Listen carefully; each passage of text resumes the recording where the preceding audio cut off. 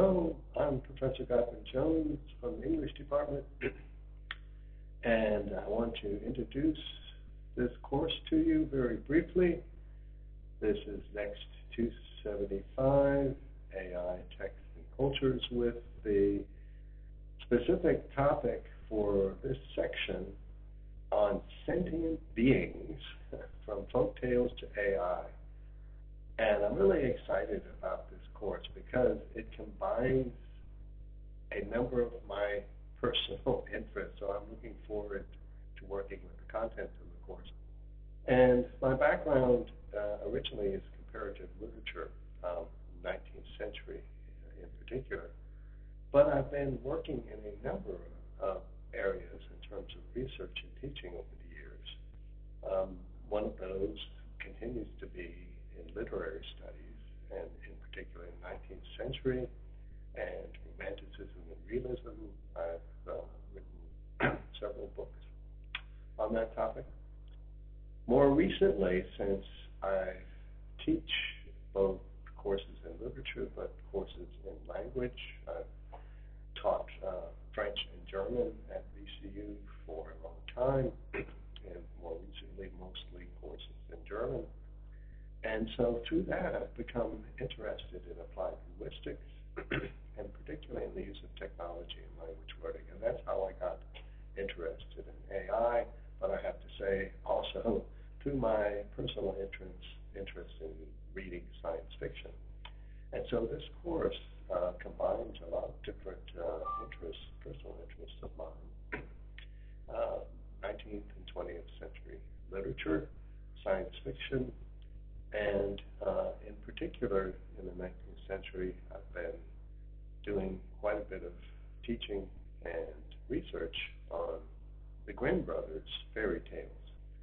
And one of the things that struck me with AI is this idea that, and this is something we've seen often in science fiction, both in novels and movies, this idea that somehow AI through robots or some AI systems like in the movie Space Odyssey can somehow become conscious beings, sentient beings, and act independently and autonomously in their own interests, which might not be in the interest of human beings with whom they come into contact.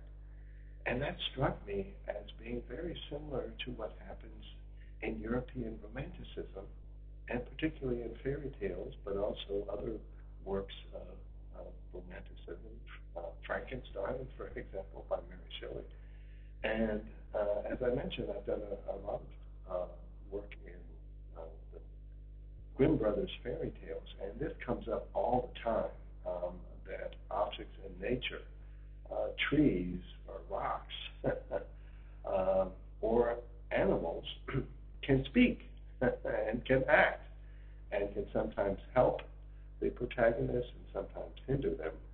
And so I thought, well, this would be really interesting for me, at least I hope for students as well, to kind of trace that development of sentient beings from folk tales and fairy tales through the 19th century, through Romanticism, through realism, through early versions of science fiction in the late 19th and early 20th century, to today, science fiction works today.